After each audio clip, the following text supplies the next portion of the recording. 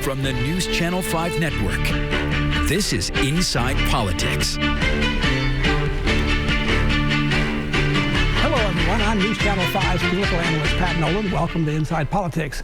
Politics continues to be turbulent across the country as we head towards the end of the year. No more infrastructure week as Congress has finally approved a bipartisan $1 trillion bricks and mortar measure that's poised to make a major difference in all facets of the country's transportation systems, as well as broadband, the power grid, electric cars, climate change, and more. But what about the rest of the President Biden's legislative agenda that appears to be stuck on the Hill?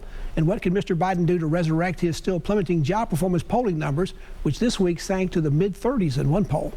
Meanwhile, with even more subpoenas being issued in the investigation of the January 6th insurrection at the Capitol, where is that probe headed? And will it further stoke the partisan bickering that continues in Washington, which this week reached new heights with one congressman posting an animated video showing him killing a Democratic colleague and attacking President Biden? To analyze all these developments, we are pleased to welcome back to Inside Politics this week Joe St. George, the national political correspondent for Scripps Television, which includes News Channel 5. Joe, it seems there's never a dull moment when it comes to what's going on inside the Beltway. Yeah, nothing going on. We have nothing to talk about, right, Pat? It's very quiet. You know, when the passage of the bipartisan infrastructure bill came last Friday, it must have seemed like political manna from heaven for the Biden administration and for the president himself. It's been a tough couple of months for them. It has been an especially difficult couple of months for them. And if you look at the first year as we almost approach January 20th, 2022, 1 year of the Biden presidency, but really as we wrap up year one of the Biden presidency, there were two shifts, right? In the beginning, everything seemed to be going according to plan. For the President of the United States, right? The vaccine was developing, the stimulus package passed, people had that new stimulus check in their hands, things were going well, but things took a turn late summer.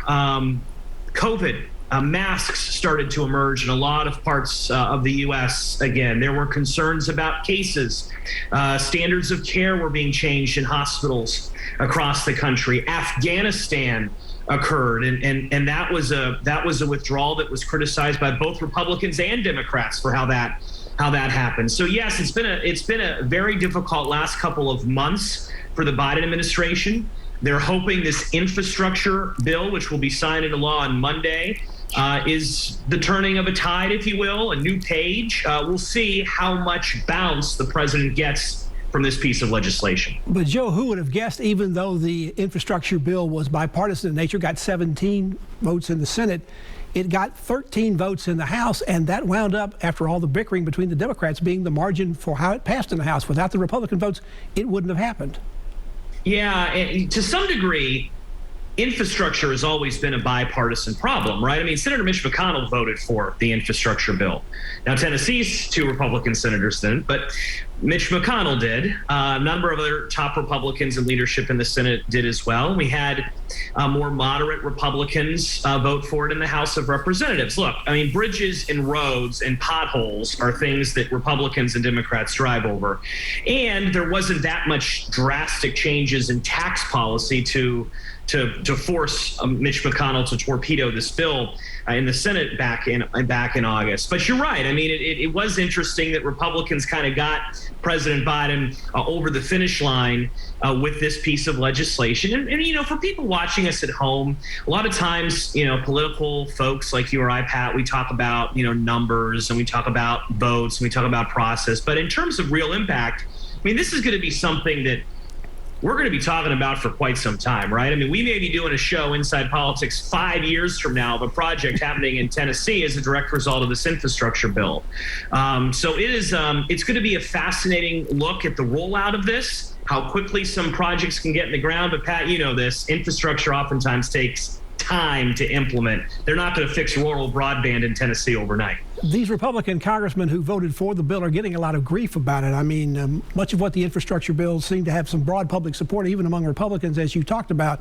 But in politics, I guess no good deed goes unpunished, particularly among your political base.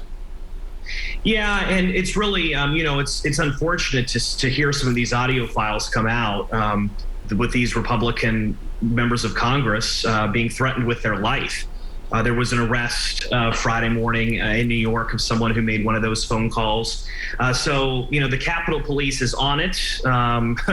the investigatory side of the Capitol Police is trying to prevent this as much as possible. But Pat, this has really been a change in what we've seen in American politics in the last several years. There's been more threats.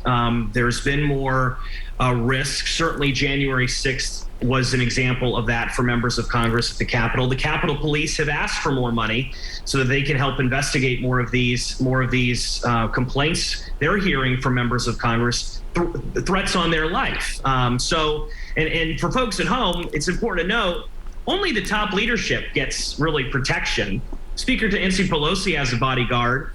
Senator Mitch McConnell has security, but your average member of Congress, your average senator, they don't have any security like top leadership. Some of these threats are coming between Congress members. We saw this week GOP Representative Paul Gosar from Arizona.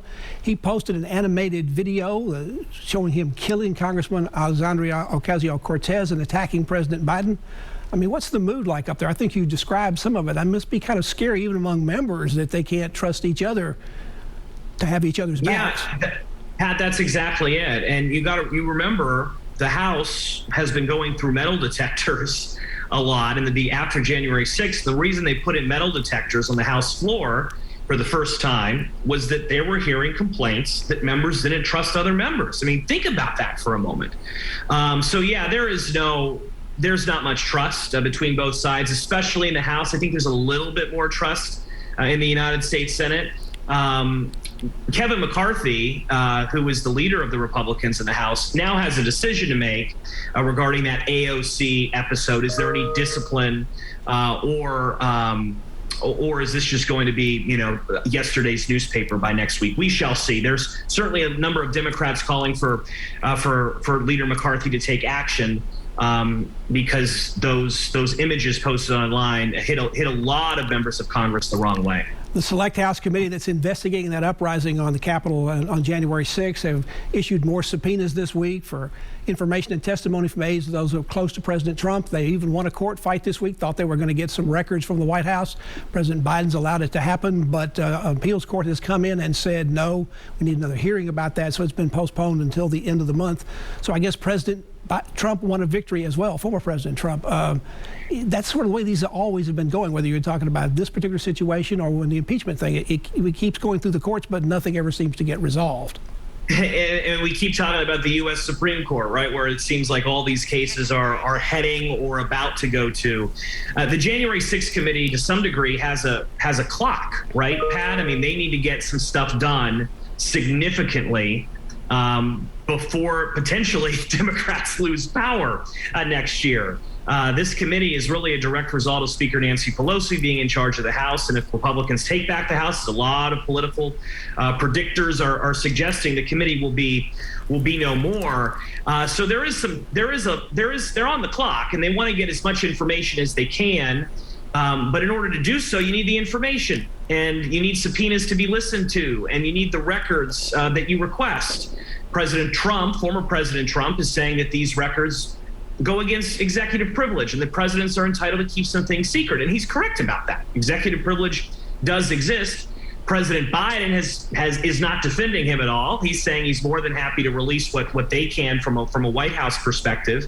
A district federal judge said earlier this week that you can't argue executive privilege when the current president isn't arguing for it, but we have an appeals court obviously siding with President Trump. Oral arguments in that case will happen at the end of November. So there's a lot going on with this, but for now, a temporary victory for former President Trump as he tries to keep some of those documents shielded from the January 6th committee. Team Trump is doing everything they can to not cooperate with this committee in the House of Representatives. Joe St. George is our guest. He's the national political correspondent for Scripps Television. Back to continue our conversation with Joe after this break.